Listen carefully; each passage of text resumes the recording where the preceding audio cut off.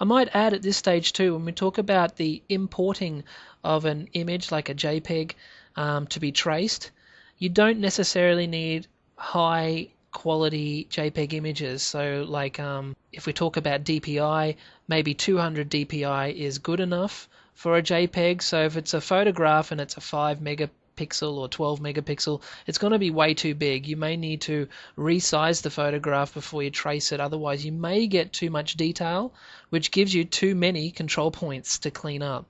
And so high quality images traced can give you hundreds of control points along here, which is not really the desired result. Okay, so I'm going to move on to the next shape because I'm happy enough with this shape. Although before I move on, see there's some straight lines here. Now, similarly to the nodes or control points, lines also have properties. You can adjust a line by clicking on the middle of it and moving it. And if I zoom in here, you can see. And so a line can be either a curve or a straight line. And if we right click on this line, you can see here that it is the property of this line is a curve. Now I want to change that to a straight line, so if I click onto line, it will now become a line and it will not be adjustable easily as a curve anymore. And that is exactly what we want. We want that particular line to be a straight line, and it's important to set the properties for straight lines to be lines, so that the Gunnar understands it can do a very quick, fast, straight cut between those 2 points. So if we move across here to the right hand side, I can go right click to line. If I select the line, it is, yep. I can also see that's not quite perfect, so I can adjust this and manipulate it visually. I can get this line here and go right click, and I can see it's already a line. So if you do need to make adjustments, as I pointed out before, you can relocate points. You can also relocate groups of points, so you can grab, say, 2 points and move them together, and so that they will stay together as a combined pair, just using the lasso of the mouse. So let's clean up now this eye. I might make sure that that is set for smooth, which it is. Grab these 2 points, set them for smooth as well, because they're on the curve. I'll see if I can live without one. I'll hit delete. That compromises the shape too much, so I'm going to leave it back there. Let's move over to this side, to this shape now. You can see we've got a couple of extra points here. I'll set that to smooth, that to smooth. Obviously these 2 points will be set to cusp. I'll set these 3 points to smooth, so I can do all of that in one hit by lassoing, selecting them all. Let's see if I can live without some by deleting them. Oh no, got to keep that one. What about this one? No, I might keep that as well. Okay, so we're going to move on. You can move on to the next shape down here. Now, I think we remember seeing this earlier. This is not quite perfect.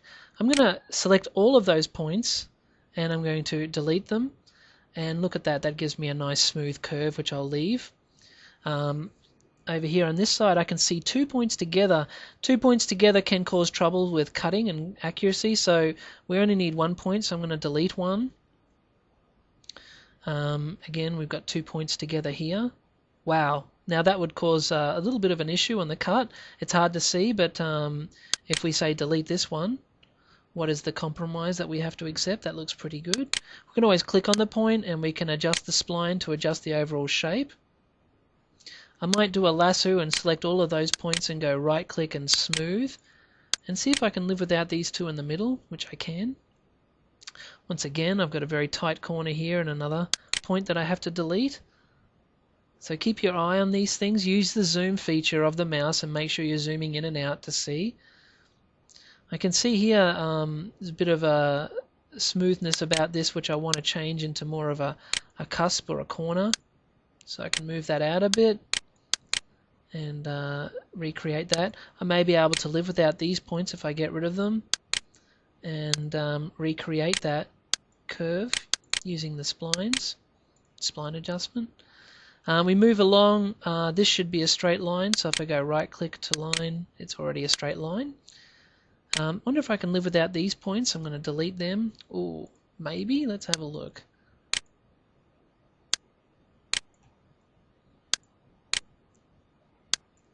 I think I can. I'm going to right click and set that to smooth. this should be a straight line, which it is. Oops, I've zoomed out off the page there, come back here. That's all pretty smooth and clean there too. So now we're down to our last shape down here. There's a whole bunch of points on the right hand side which don't exist on the left. So I'm going to select all of them and hit delete. Oh wow, that's made a few changes, but let's see if I can rectify that just by adjusting some splines. There's an extra point there I can just see. If not, I can always use undo to get me back.